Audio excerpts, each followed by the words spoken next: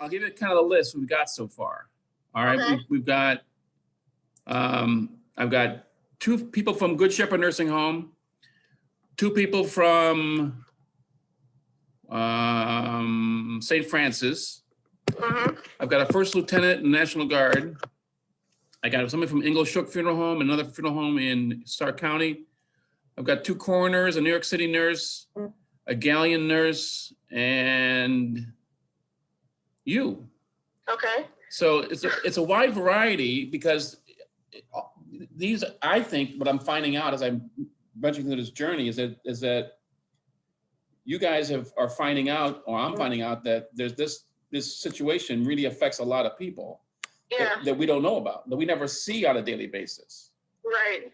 And so that's why I really want to have the ability to have other people through art see what's actually happening. Because as you know, many people think it's just a big fake, that it's not real, and they don't see it. And so Right. I've heard the stories and I know it's real, and I want to get it out there. So anyways, so you're a nurse at Mercy Hospital. When did you decide to become a nurse? I would say probably, let me think here.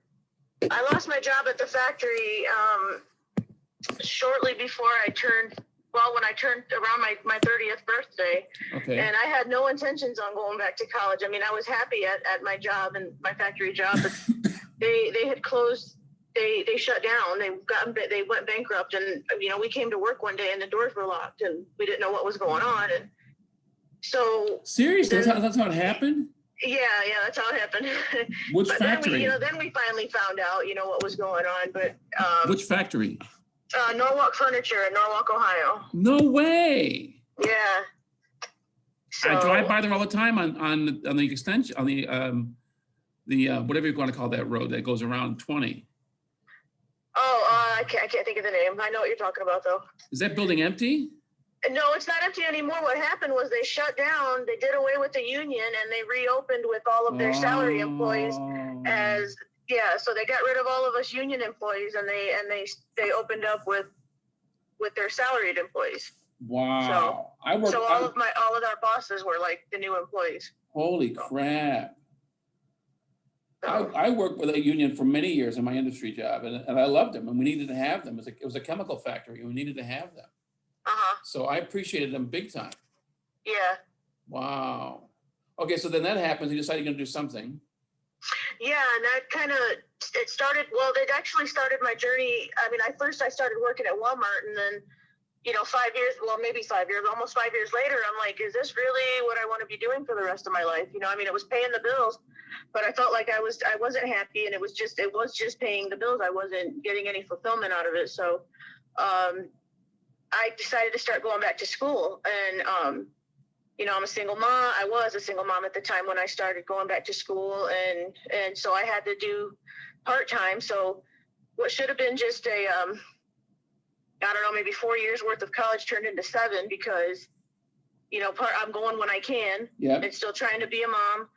And then when I met my husband, my fiance at the time, he made it so he goes, I want you to finish school. And he goes, so I'll pay for everything. He goes, you guys move in with me, whatever. He took care of everything. He was a saint. And so I finally got to do my last 2 years full time and finish. But, I graduated as a nurse, and then I was very scared to take the NCLEX because throughout the nursing, because of my age, and I was very intimidated by the fact that, all these, I called them kids because they were very much younger than me. Yeah.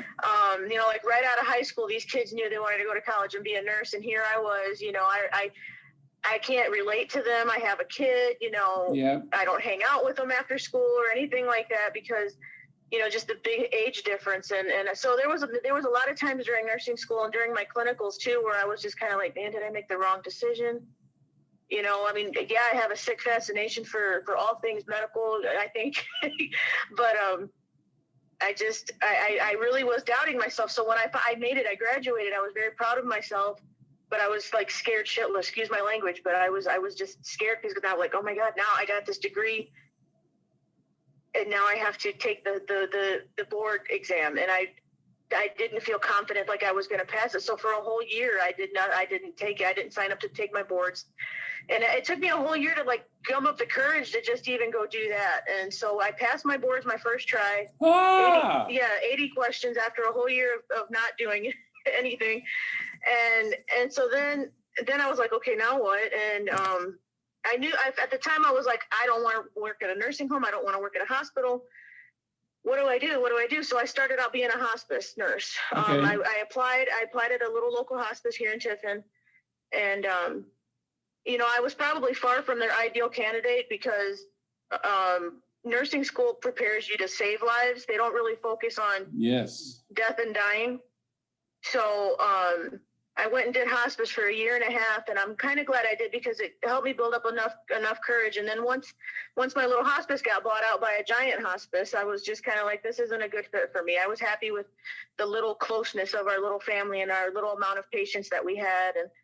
And these guys are all over the place, and they drive out a lot farther. And I mean, while they were still doing the same work, it became more like quantity over quality in that field. And so I applied I needed a job. So I applied at a hospital, and I'm kind of glad I did, at Tiffin Mercy. How long ago was that? With them over a year. Okay. So you were at the hospice for a year and a half. Yeah. And that was like 2017, 2018? Yeah. 2018, I started working at hospice. Maybe 2019. I can't recall right off the top of my head. So when you decided to apply to Mercy, that had to be a really big anxious moment. It was a huge anxious moment because I realized what a disservice I had done myself as a nurse, having gone to hospice right out of nursing school. Because like I said, they teach you in nursing school to save. You learn all these skills about saving lives and IV drips and all this and that. In hospice, you don't use any of that. Yeah. There's no more IVs. There's no more drawing blood. There's no any of that going on. You know, you're just administering meds and making sure the patient's comfortable and stuff. I mean, there is some like wound care. You got to do a lot of wound care and things like that. How long were you at Norwalk Furniture though? Oh gosh, I was there for 7.5 years, and before that, I mean, I had done other factory jobs, but Norwalk Furniture was the longest job I'd ever had. So I can understand the anxiety. You could go from 7.5 years that you loved. Mm-hmm. You didn't leave it; it left you. Yeah. And now you're forced into doing something else, and so you got to be hesitant as heck because you didn't want to leave Norwalk. You had to leave Norwalk. Mm-hmm. And then, you got to do something. So let me think of this. So I'll think of nursing. And then I don't know if I can do it or not. And so it's normal to be hesitant when it's kind of almost forced upon you. Yes. So totally normal feeling. I mean, I'm glad you'll force your way through it, but totally normal. I feel the same way. Yeah. So I got hired at Tiffin Mercy, and it's like I was swimming with the big girls now. And they all knew my background was hospice initially. So they knew, I mean, so the woman that hired me, she was my supervisor at the time. She says, I'm going to put you in the internship, which is just like a year-long training. You know, you get like a year-long training versus a couple of weeks. And then, like a seasoned nurse would have gotten.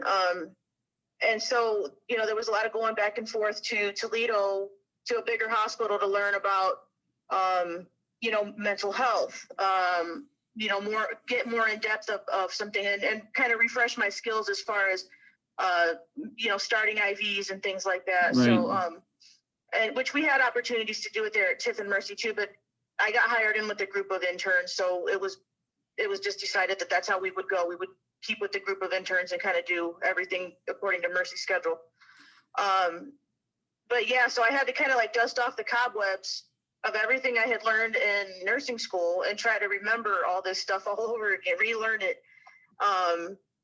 in order to be a med-surg nurse and do what I was supposed to be doing from the get-go. So, I mean, while I still go to work every day, I'm like still kind of scared, but it's every day it gets a little bit easier and I'm learning something new every day. IVs, just starting an IV and programming the little pump was so terrifying to me in nursing school. And even when I first started at Mercy, I was like, oh my God, I'm going to screw it up. I'm going to give them a whole bunch of of medicine that I'm not, too soon. Yeah. I mean, I was just scared. That's how I looked at it. It was all Greek to me. But now I can do it in the dark with my eyes closed if I have to. Well, I always tell this to my students. Everyone is scared and nervous. Everyone is. Yeah. It's what you do when you're scared and nervous that separates you. Mm-hmm. We're all scared and nervous. I'm scared as heck about this whole thing. I'm scared. I was scared to talk to you. I was scared to make a phone call. Mm-hmm. But but if I realize that everyone feels the same way, then I feel like, okay, I'm not alone at that. So yeah. Okay, so you're at Mercy for a year and a half, Mm-hmm. and then this whole, oh my God, I can't even imagine how you felt. So this pandemic hit. When did you hear about the pandemic, and what was your first reaction? I remember we started hearing about COVID, and it was around March or April of last year. I want to say March, maybe even around February, because I mentioned that I was a single parent. When my daughter's 19 now, she was 19 at the time, and she had become pregnant. And so I remember, because I'm working with her and we're going to hospitals, and then all of a sudden I can't go in. And I knew from at work, that we couldn't go in with her and stuff like that to appointments and whatnot. But they told us, they had a meeting at work, and they were telling us about, we're going to, we got us with the N95s and the masks and the goggles and all this stuff. And it was scary, because it still is scary, but I'm not so scared anymore. I remember the first patient I took care of that, because it's a lot to remember, when they're hitting their call light or they're about to climb out of bed because they have dementia, they don't realize that they have to stay in bed, because they're too weak to stand. All they know is, I'm not in familiar surroundings and I want to get out of this bed. Right. So we have them in a room, by themselves. We can see them through a window, and we have a camera on them that's supposed to alert us that, hey, they're getting out of, we got a bed alarm on them, that they're getting out of bed. Well, you hear that alarm going off. So if you're in with another patient, you got to stop what you're doing. Run over to there's a little, what they call an ante room, where they keep all the equipment, all the PPE we have to put on. And you're trying to put all that stuff on in a hurry and hope to God they haven't gotten that far out of bed, whether they pulled out their IV, So I got my gown on, I got my mask on, I got my gloves, all this stuff. I walk in there, and then I realize, oh crap, I didn't have my goggles on. So I back out of the room, put my goggles on, go back in, patient's fine. But after I was done, got him settled back down, we had to fill out on a piece of paper, because at first they were making two nurses make sure, check me, that I had everything I was supposed to have on before I go in this room. Right. I mean, the whole process took forever. So the nurse that watched me, she marked that I just had my gown, my gloves, and my mask on. Didn't mark down that I had my goggles. So then the health department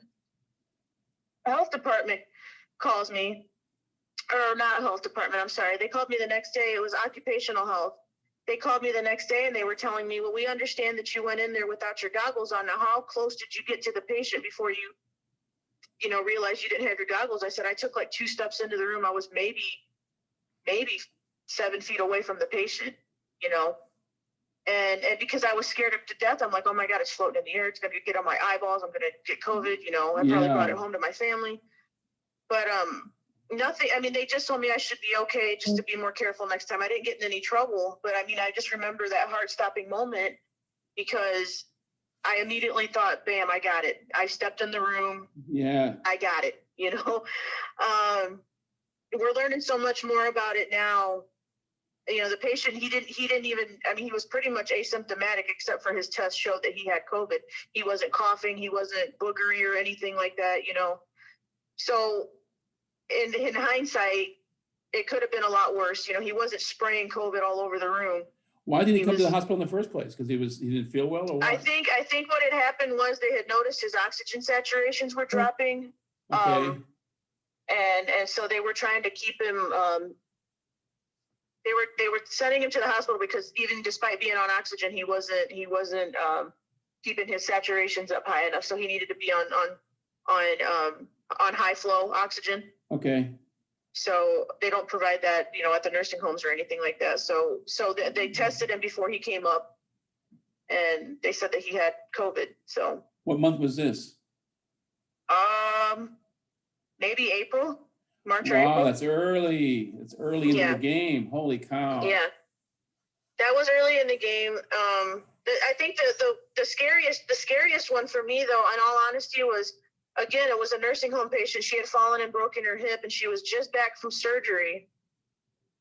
And we were comforting her. I remember being in the room holding her hand and all this and that, and telling her, you're okay. Tell me more about your life. Trying to, because she didn't. Her daughter did not want her to have any pain relief. They were very concerned about narcotic pain relief. We don't want my mom getting hooked to this stuff, and very misinformed about how that stuff works. But yeah, we were trying to follow her daughter's wishes, and this poor woman, she's in all kinds of pain. She just had hip surgery. Holy cow. Yeah. So she's pulling her gown off. She has dementia on top of that, So 3 of us were in there trying to comfort this lady, put her IV back in that she pulled out, keep her from pulling out her staples, on her hip. And maybe 2 hours, we're all hugging this lady, trying to make her feel calm and stuff. And about 2 hours later, St. Francis called us and they told us, they're like, oh, by the way, she was positive for COVID. Oh. All of us, we all stopped dead in our tracks. We're like, are you kidding me? We were all holding her hand. Yeah, we all washed our hands and stuff afterwards. That's what we're supposed to do regardless. But we had no idea that we were supposed to be wearing a gown, a mask, anything, And she had the whole surgical team didn't know. Oh, wow. She exposed everybody. And St. Francis, I think it wasn't St. Francis's fault. I don't think, because Mercy was supposed to have been checking basically at the door. When you come in, you're supposed to get swabbed for COVID. If you come in through the ER, you're getting swabbed for COVID. Right. And no, somebody dropped the ball. I don't know who dropped the ball, but she made it all the way she made it to surgery. She made it all the way up to our floor. And then we find out from just a happenstance call from St. Francis. Oh, by the way, she is COVID positive. I didn't know if you guys knew that. Oh, wow. Because they were testing their residents and they mailed out their tests, and her test finally came back. So she had already had COVID for at least 3 days, because they took 3 days to mail out, or to come back or whatever. And what happened to her then? well, she ended up getting discharged. She had to stay for her requisite 10 days. To make sure she wasn't, like she didn't develop any symptoms, which she didn't. I think that lady ended up passing away from pneumonia just from not moving because of her hip. Right, which is normal. But yeah, so she ended up getting discharged back to St. Francis, as far as I know. Okay, so your COVID unit got converted over, and how many people do you have in a day in a COVID unit there? I have no idea. Well, it's the weirdest thing. It's like we have one now, but before we had an entire hallway full. Seriously? I'm trying to think. That would have been how many rooms? At least 10 or 11 rooms. And then not counting ICU. You had that many patients there with COVID? Wow.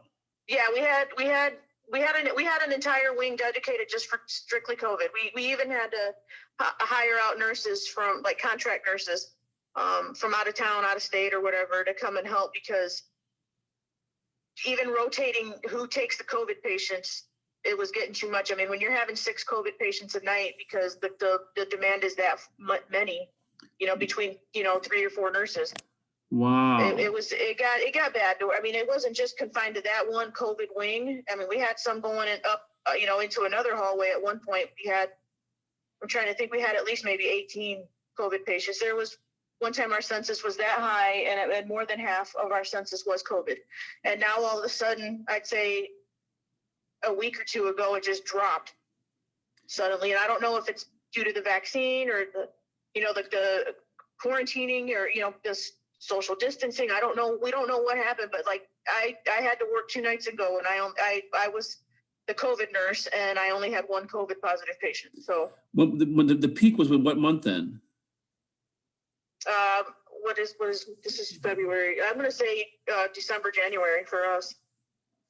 This past, because when COVID first started, we were like, where's the influx of people that we were seeing on the news? Yeah. We weren't prepared for it. We had all this training on all these, we had ventilator training. This is something that most med-surg nurses don't have to worry about, our ventilators, because that's an ICU thing. Right. Well, and then first we were shipping out our COVID patients to St. V's. Well, then, this is when COVID first started. We were trying to keep our hospital COVID free by shipping all our patients out. Well, then St. V's got overrun. All the outlying hospitals, the bigger ones, got packed full of COVID. They weren't taking any more patients outside their own from their area, So then we had to start keeping our own, and we kept waiting for this big, huge influx, and it never, with the first round of COVID there in the beginning, before the summer of last year, we never got a huge wave of COVID. It didn't happen until just this past, I'm going to say, November, December, January. Wow. Yeah, it didn't happen for us until then. It was kind of late, but we're like, it's here. We needed to order extra IV poles. We needed to order more gear. They changed the way we were using our gowns, because at first we were allowed to use 1 gown per room per COVID patient, Right. But now they're saying, no, we want you to change into a brand new gown every time you go in and out of that room. And we're like, housekeeping's gonna be furious. It's everybody at the hospital. I mean, it was just very, very, very tense, not to mention all the stuff we all got going on behind the scenes when we don't have our nurse caps on, Right. So all of a sudden in December, January, or November, December, you start getting like 1 a day or 1 every other day or what? Oh, it would be several. We'd have admissions. If you were, it would be like 2 to 4 patients a day. We would be getting admissions for COVID, and luckily I shouldn't say luckily. Some were sick enough that we had to transfer them out regardless, because our hospital didn't have the capabilities of taking care of them. Others, they were already there long enough. They're on the verge of getting discharged, back home on oxygen. So it wasn't nothing to be getting several COVID patients a day. Wow. In admission. Some were asymptomatic. They just swabbed. They were there for to have a knee surgery or something, and then they couldn't get it because they swabbed positive for COVID. So there we are taking care of them, and these guys are walking around their rooms. They're not on supplemental oxygen. They're not, I don't know why. A lot of us were wondering why are we admitting these people when they could manage on their own at home? Yeah. If they were asymptomatic. But yeah, we were getting a lot of those. But we've also had a lot of the really, really sick ones. One was a former teacher of mine because I grew up in Willard. Oh no, seriously. Yeah. I took care of him, and I was with him the night before he passed away. So. The next question was, how many people passed away at the hospital, approximately? Just by my count, I don't know the official count, but what my eyes have seen, 4. But that's just what my eyes have seen. Right. Then that's stacking them up in the morgue. Ones that we've seen. The numbers, I don't know what the number is officially for our hospital. I'm just going by, I'm a night shift nurse. I don't see a whole lot, but what the ones I do see, that happen on my shift when I'm there, I've seen about 4 of them. When you're in the middle of it, Jessica, did you ever think or imagine if you were still at the furniture store and much easier? Say that again, I'm sorry? Did you ever think that when you're in the middle of the whole thing, let's say in December, January, that you wish you were back in Norwalk Furniture because you wouldn't have to deal with all this stuff? Oh yeah. Because I can't imagine the anxiety of, is it ever going to end? I would tell my husband all the time, because when it started getting really bad, they're calling us at home even on our days off.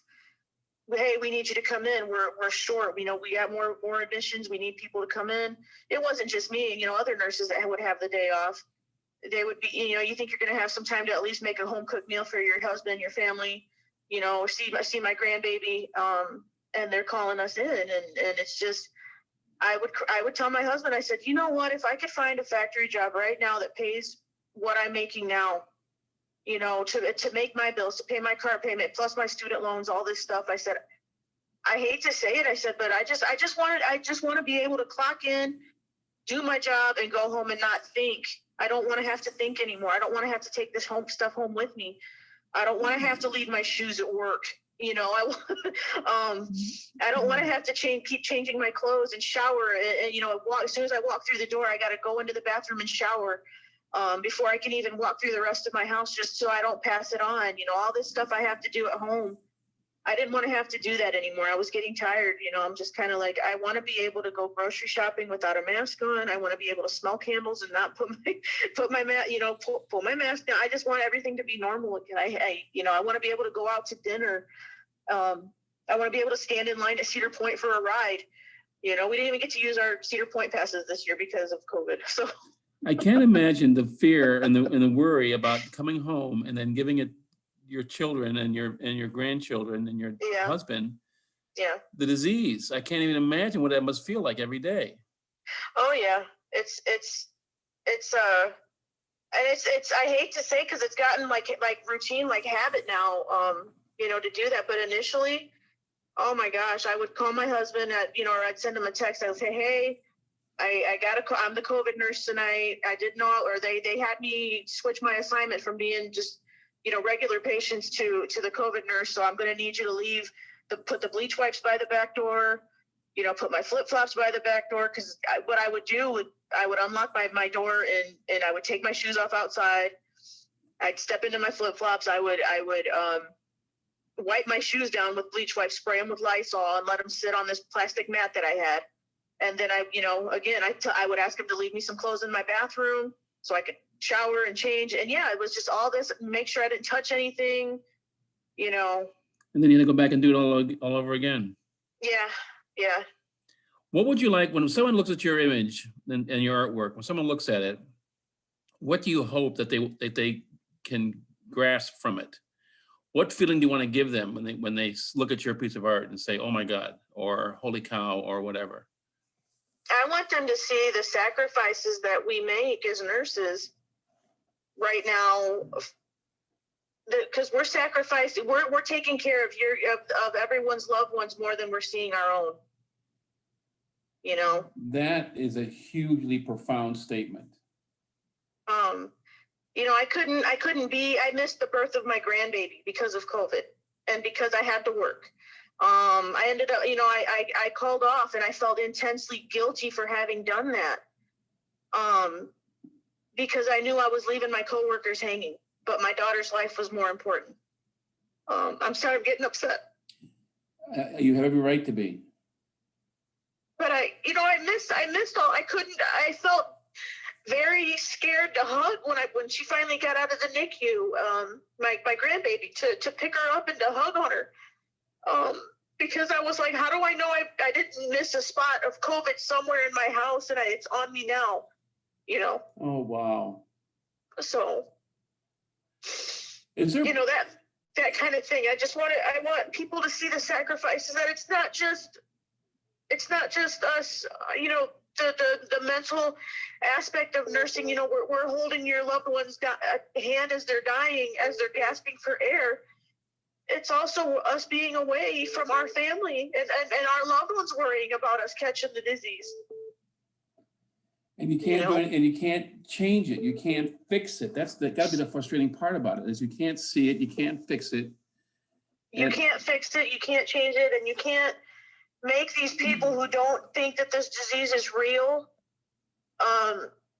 I can't make them, I don't know how to make them understand it any more than by having, you know, other than putting them in front of one of these patients that they can't even roll onto their sides, because that is too much effort. That makes their sides drop. They're going to die if we put them on their sides, you know, things like that. You know, I don't know how people can say it's not a real disease. Well, your message is loud and clear, and this event will help. I'm going to let you know that I've got places that want to have this artwork housed. Now, what's going to happen is we're selecting artists right now, and so you're going to be able to have this piece of artwork given to you. It'll be about a 2 foot by 2 foot in a frame and everything, and you'll have it to put in your house that you can have forever. So when your grandbabies say, "How was the pandemic, Grandma?" you could say, "It was like this." Right. And also, I've got places that want to showcase this because they feel the same way I do. And those places are airports, for one. Uh-huh. I've got Cleveland Airport, Reagan Airport in DC, Washington Airport in DC. I've got Walter Reed Hospital in DC. They want to be part of this. And so the goal is to get the people in this country to realize it's out there and it's real, and people are sacrificing themselves. And how do you tell them? Well, Right. my only way of doing it is to tell them through art. I'm not an artist because I can't draw or shit. I'm a chemist, but I think if we did it this way, then people could see it and feel it and sense it, and Right. we can get your message across that way. That's the goal. So, Right. Right. I am. Thank you for sharing this story with me. Truly, this You're is welcome. really. You're welcome. I'm trying to not get caught up in it as well, but I can. Right. But I can't even imagine it. Yeah. Wow. Okay, so Okay. we'll have. I'll let you know when the artwork's done, and you get to meet the artist. The artist won't. I don't want the artist to meet until they're done with the artwork. Okay. Okay. That way, Okay. it won't be a portrait. It'll be whatever they got from your story. Okay. They'll create it, and then once I get that done, we'll have a show at the Art Guild in Tiffin, about the first week of June, I think. Okay. And then we'll unveil the artwork. Then you get to meet the artist. Okay. Okay. All right. Jessica, bless you. Thank you. Thank you. You know, I'm so glad. It sounds weird, okay? But I'm so glad the furniture store got bought out, or they did whatever they did, because the patients that you had really were blessed to have you. I appreciate that. Thank you. Big time. I know I feel like nursing is what I was meant to do. because you have empathy. Hmm. You can't teach empathy in the classroom. No, you can't. You have natural empathy for people, and you have natural empathy for yourself. That's why you always think, I'm not good enough. I'm not going to make it. I can't, I'm going to do something wrong, because you care about the person that you're helping. Right. So that's a natural, so when you have that kind of empathy that you can't teach, it's a natural way to feel like I'm going to do something wrong. But because you have that kind of caring and loving, you're a tremendous nurse. That's why. Thank you. Okay, enjoy your grandbaby. What's the grandbaby's name? Her name is Stevie. Ah, fantastic. Yep. She was born when? I'm sorry. She was born when? She was born on April 28th of last year. She was supposed to have been born in July, so she was a very premature little baby. So. Well, her sign is a Taurus, and Yes. her Chinese sign is a rat. So she'll be a tremendous person when she grows up. And you can tell all about the stories. Perfect. Good. Jessica, thanks so much. I'll be in touch with you, okay? Alrighty, thank you. Bye-bye. Bye-bye.